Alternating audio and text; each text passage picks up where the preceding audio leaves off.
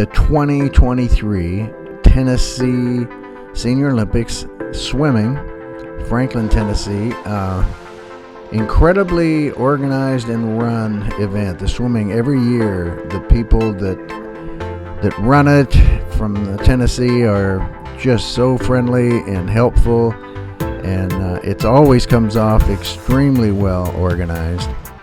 Lots of good friends, lots of opportunities to make new ones, good competition, men and women, all the strokes. It's just a good time for everybody, and it's something you train for. You kind of sign up for it, and then you kind of motivate you to train, which enhances the quality of your life because you're in better physical condition. So we recommend it for all. Great reward awards given out each year, and just a great time by all.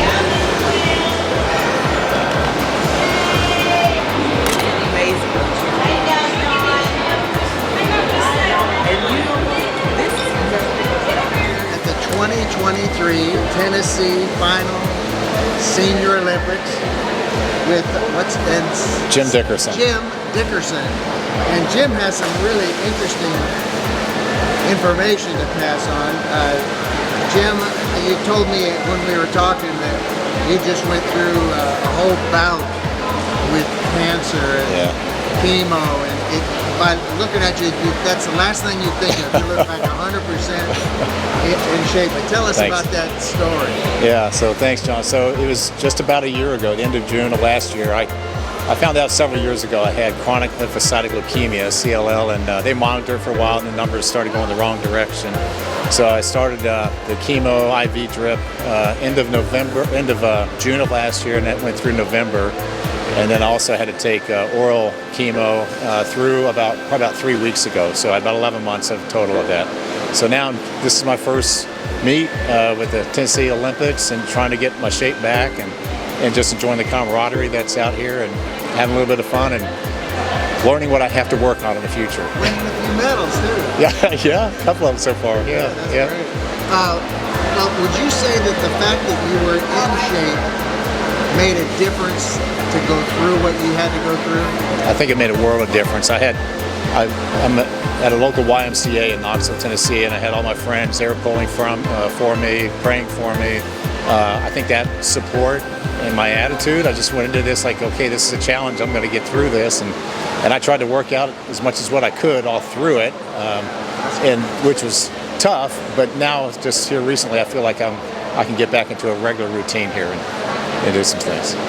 Do you do other things for maintaining health and fitness besides swimming, or is swimming kind of your main thing? I do some hiking on the Appalachian Trail sometimes, local hiking, also weightlifting with some friends of mine, and just a walk every morning. You're a weightlifter. You got the body.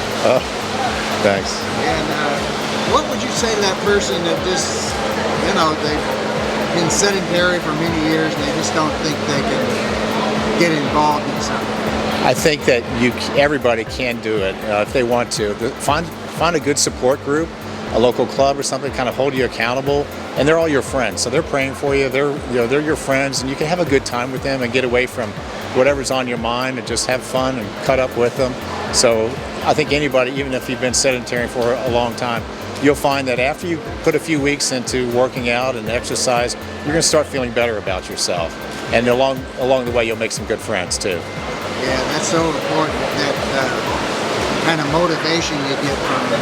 Yeah. You said you're going to meet him at 7 in the morning. You don't want to not show up. That's right. Otherwise, if you just did it by yourself, I don't know if I could do that. So it's with the friends I have that hold me accountable, but also I just enjoy the relationships I have with them. So that's a motivating factor for me. That's so great. Yeah. And we love to ask people what drives them, what's kind of fundamental to their lifestyle, and we'd really like to hear what yours is. I just want to have a good life, a good work balance. My wife and I have been married for 36 years almost. We've got 2 girls, one that works with me. So I want to be around, be a granddad one of these days. And, what is your work?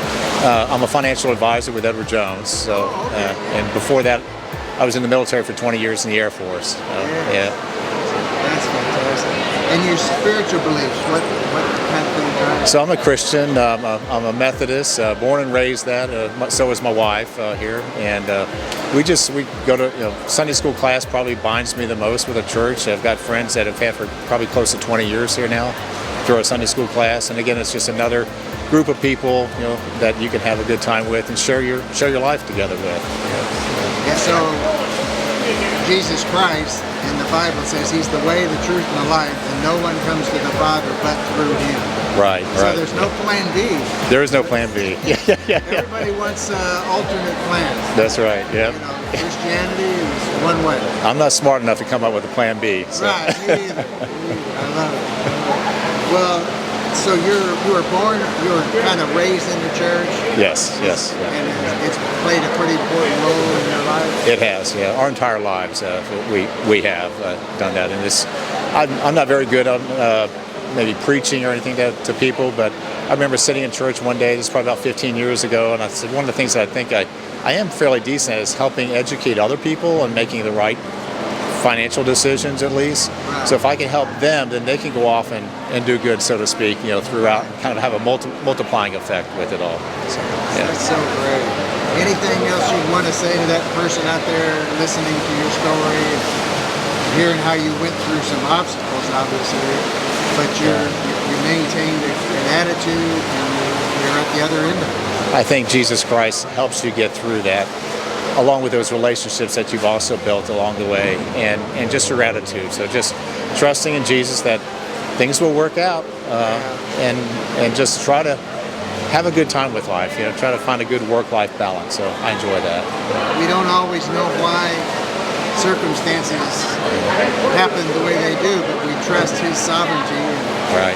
we can get through anything. Right. Yeah. It took me a few months after I was diagnosed with it to kind of get through the, like, why me? This never happens to me. But then you start dealing with it and put your trust in the Lord. And once you do that, then the rest is just okay. Just go enjoy it and make the most of it. So, and do what the doctor tells you to do. Right.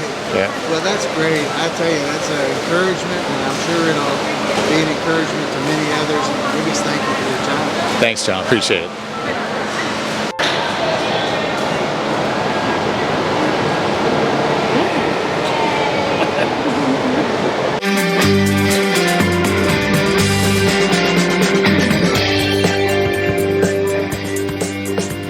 We want to thank you for watching RedefiningAging.us. I'm John Disterdick, your host.